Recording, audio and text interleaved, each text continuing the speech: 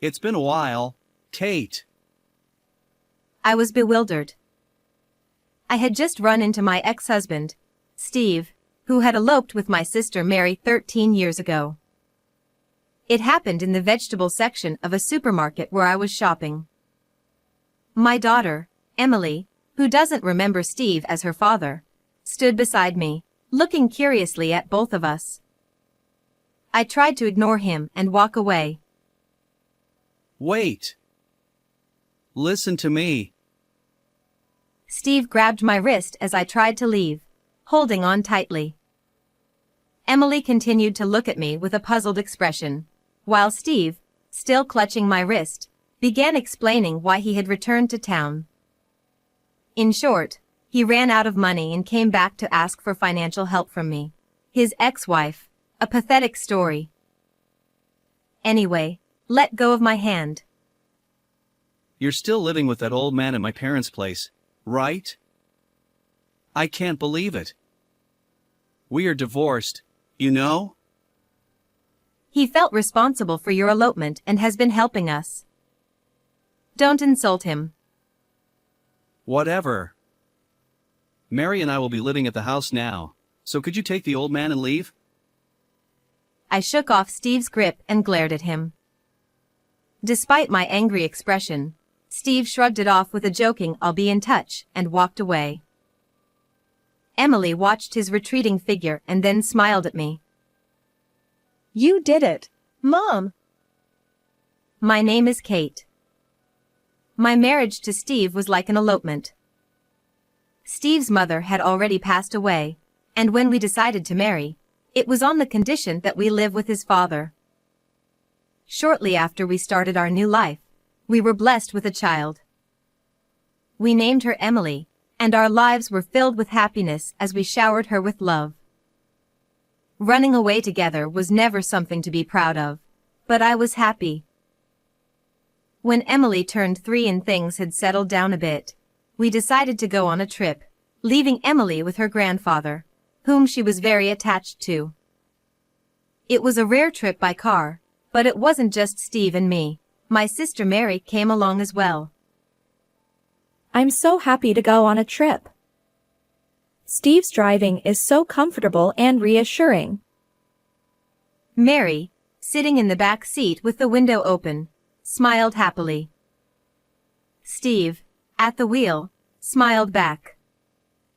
Mary, naturally affectionate, called Steve by his first name and became very attached to him. Being my precious sister, I had splurged on the travel expenses, which Steve covered entirely. We walked around the tourist spots, and both Mary and I enjoyed laughing with Steve. In a small alley off the bustling shopping street, Steve went to the bathroom while Mary and I sat on a bench to catch our breath. Thank you, Kate. You invited me on what was supposed to be a trip for just you two. It's fine. Steve seems to like you too. I see. That's good then. Mary tied her long hair back, and a sweet scent wafted toward me. Sensing my silent gaze, Mary smiled gently. Do you like it? It's my favorite, the scent you gave me. She took out a bottle of perfume from her bag. It was an aroma mist I had given her for her birthday, a simple gift because I couldn't afford much.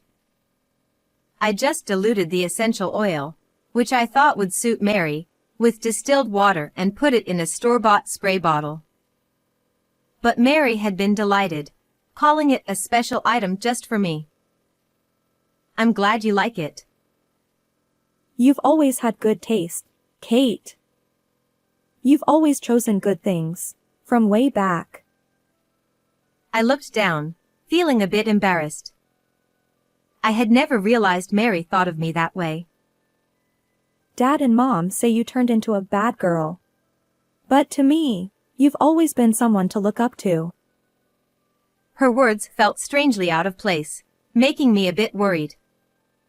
Maybe I sensed she was about to leave or something.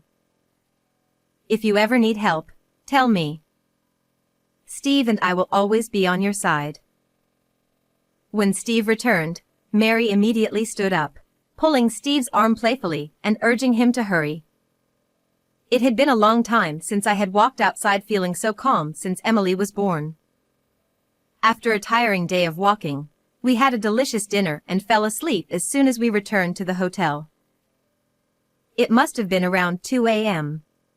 I woke up to the sound of the hotel room door opening. "What's going on?"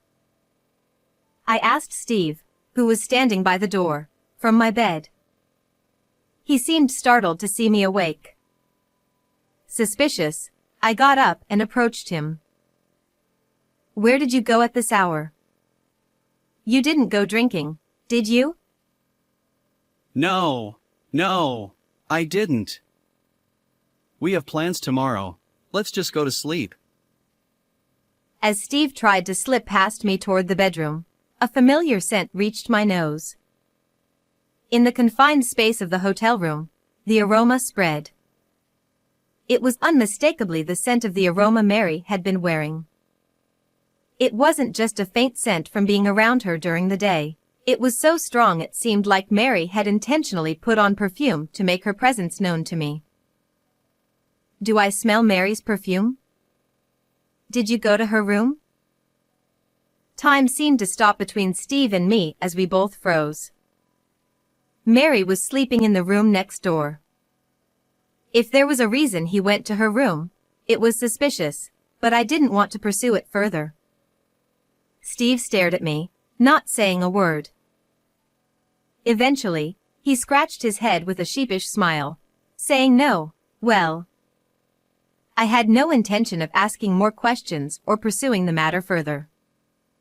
But Steve, without any hint of remorse, almost gleefully, like a child caught in a prank, began talking about his affair. After confessing everything, Steve smiled as if relieved. "See, I was honest, so forgive me." Sorry.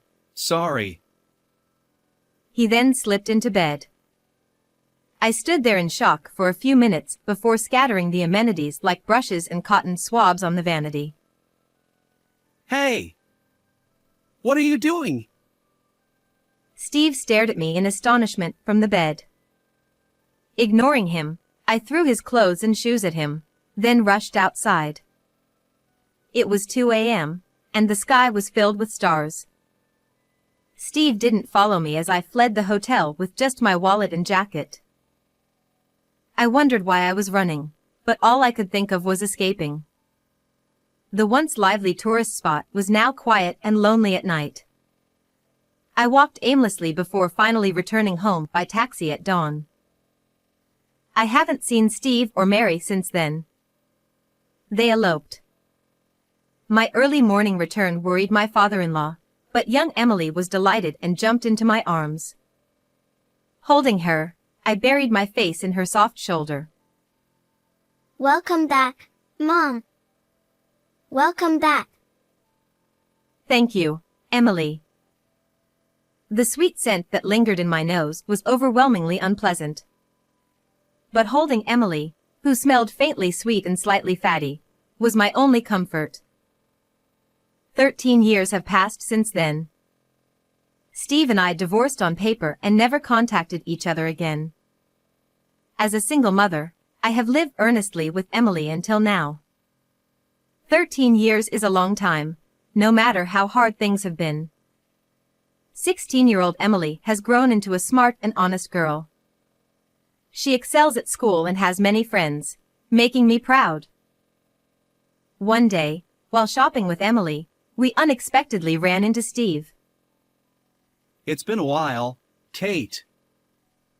In the vegetable section of the local supermarket, Emily, who didn't remember Steve as her father, looked curiously at both of us.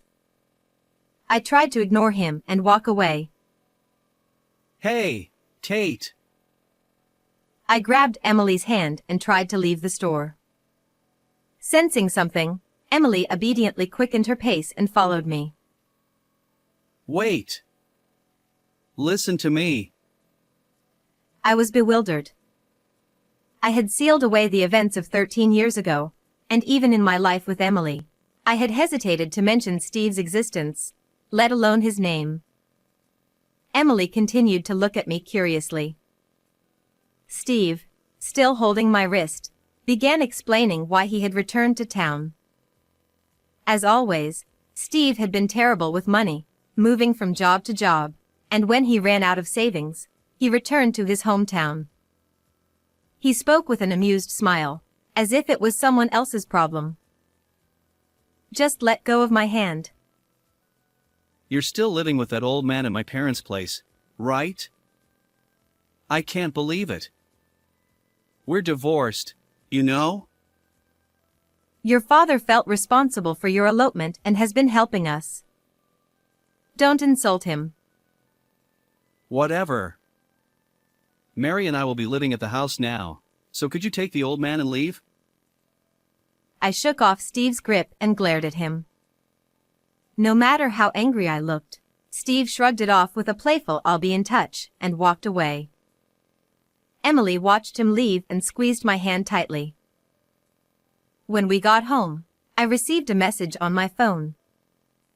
I didn't know how he got my number, but it was from Steve, asking me to vacate the house in a month, with a cute emoji attached. I could imagine Steve's nonchalant smile and Mary looking down at me. 1 month. I murmured quietly. Emily, who had been peering at my phone from behind, asked, "What is this?" After a few seconds of hesitation, I decided to tell her that the man we met was her biological father and that he was now homeless and needed a place to stay. After hearing the story, Emily clapped her hands lightly and smiled brightly. Good job, Mom. What? I mean, that house is. Her words made me smile despite myself. For a long time, Emily, my father-in-law, and I lived in that house.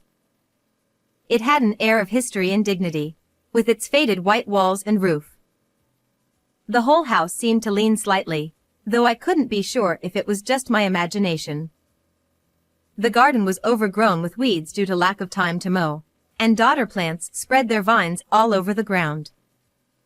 Opening the front door made the wooden floor creak.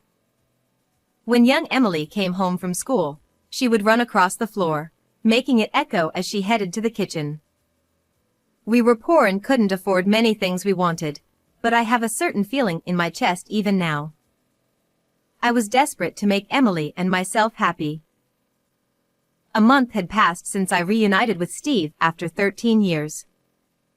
My phone rang, showing Steve's name on the screen. I took a deep breath before answering. Hey, Kate! The key to the house isn't working.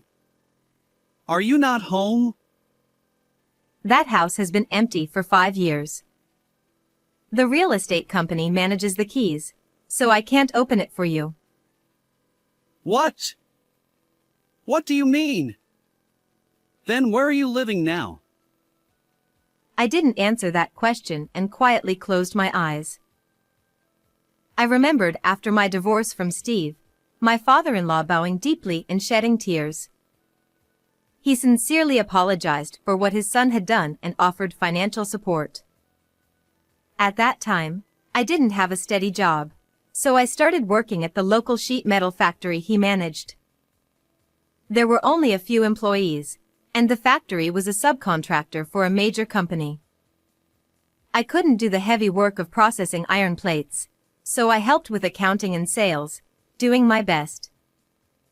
It was a male-dominated workplace and clientele, and I always felt out of place. The few young male employees constantly looked down on me. I lacked physical strength and knowledge. With Emily to care for, I couldn't do overtime and often clenched my teeth in frustration. When one of the employees, whose face I can't even remember now, told me, "After all, you grew up as a spoiled child," I cried at home where Emily wouldn't see. But I kept working harder than anyone, increasing my industry knowledge and connections. I wanted to fill the void of a missing father for Emily with money. Money. I wanted money. I wanted to buy Emily the clothes and food she liked, anything she wanted. Even if it was tough, I wanted to smile in front of Emily and remain a strong mother. Eventually, the company's management improved significantly. I developed a system that allowed precise processing and quick delivery in the sheet metal industry, and I earned a high position in the company. Now, I live a stable life financially and have been living in a luxury condominium with a concierge for 5 years. Originally, Emily and I had no plans to live in such a luxurious place. But my father-in-law, who had been living with us, told me, Kate, thank you so much for everything until now. I can't thank you enough. "It's not that. I'm the one who should be grateful for hiring me despite my divorce from Steve and having no ties anymore." One day, my father-in-law made a proposal. A luxury condominium was going to be built locally. As a token of his gratitude for the immense help I provided in both his personal life and the company, he wanted to buy a unit for us. From now on, you and Emily should live together. That's too much. I plan to stay in this house forever. My father-in-law shook his head. As he aged, I had some concerns about his personal life. Anticipating my worries, he smiled and said he would also buy a separate unit in the same condominium to live in. This house is very old now. Emily must be embarrassed. Don't worry, I've thought about college fees and coming-of-age ceremony costs. I'm not worried about money. I'm not dissatisfied with our current life. I'm sure Emily feels the same way. I know, I understand, but The house was indeed old. The exterior, in particular, was in terrible condition, with peeling white paint making it look bad. Emily never brought friends home, likely out of embarrassment. I should have decided this sooner. I was too focused on work and didn't pay enough attention to our daily lives. The path my father-in-law and I walked was never smooth. There were unstable times in the company's management. We lost jobs when clients went bankrupt, and employees had accidents. But no matter how tough things got, we faced them together, supporting each other. Our relationship was more than just boss and employee. We became comrades who overcame hardships together. All right. If buying the condo is for Emily and me, I would be happy.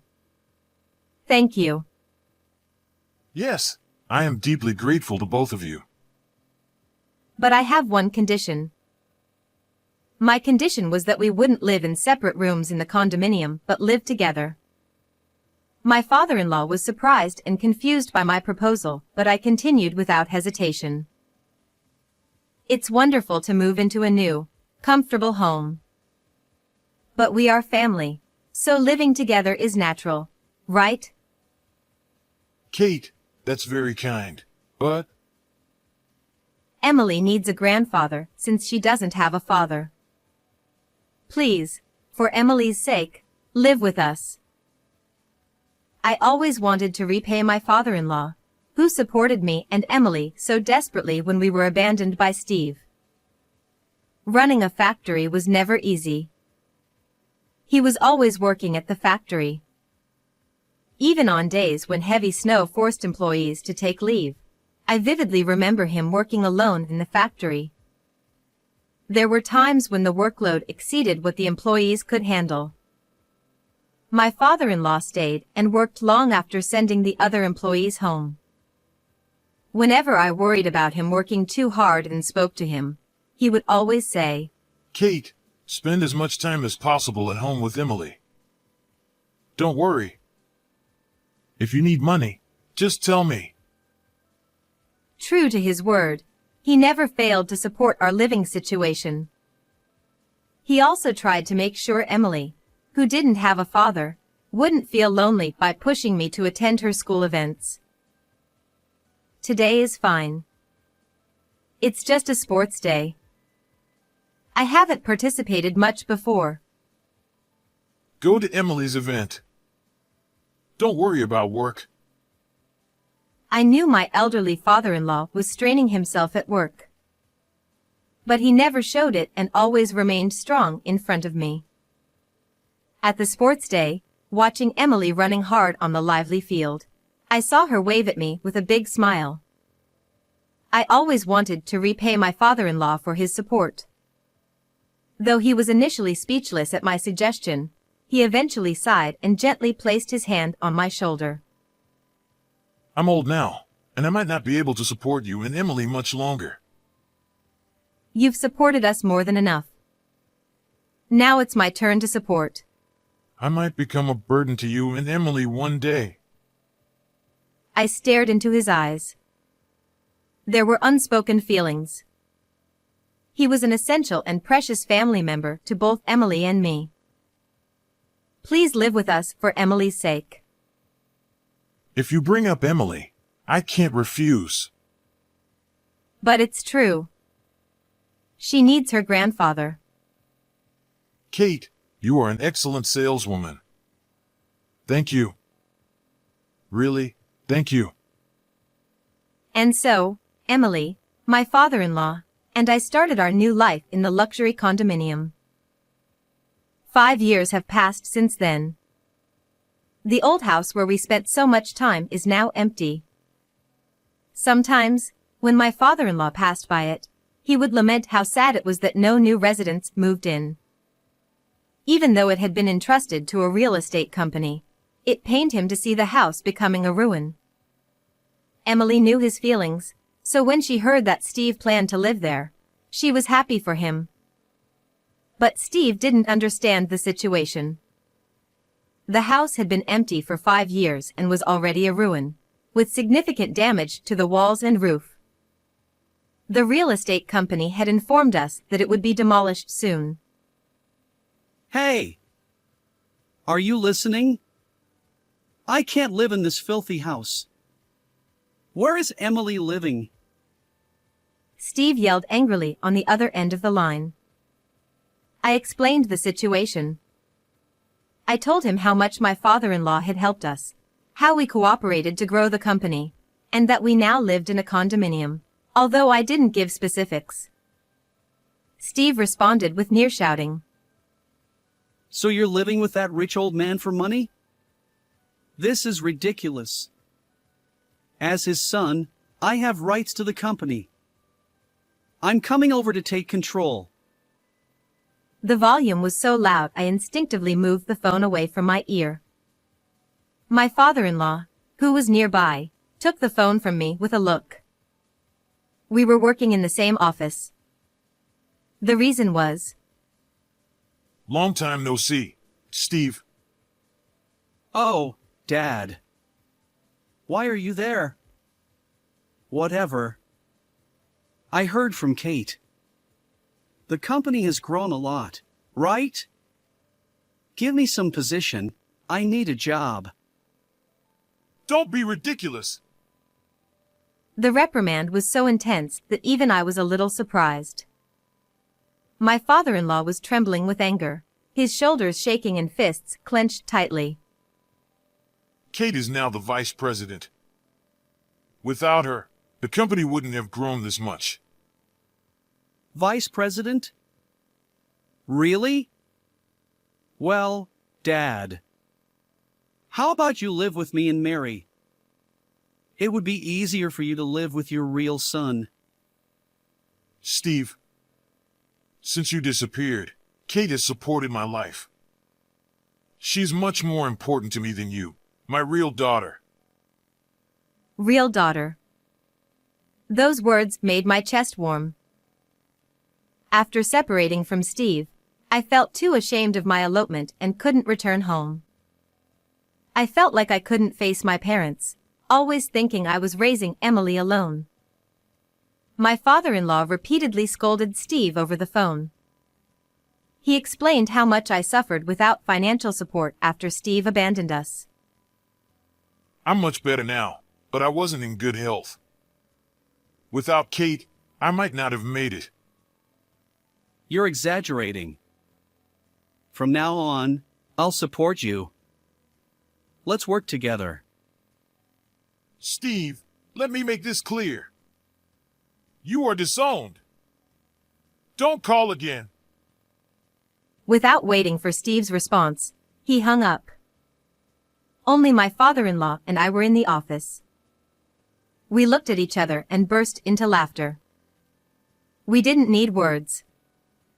We had become like a real father and daughter.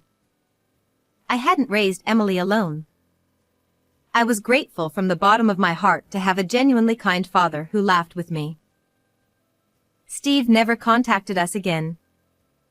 He had always lived like a drifter, so no one worried about his disappearance.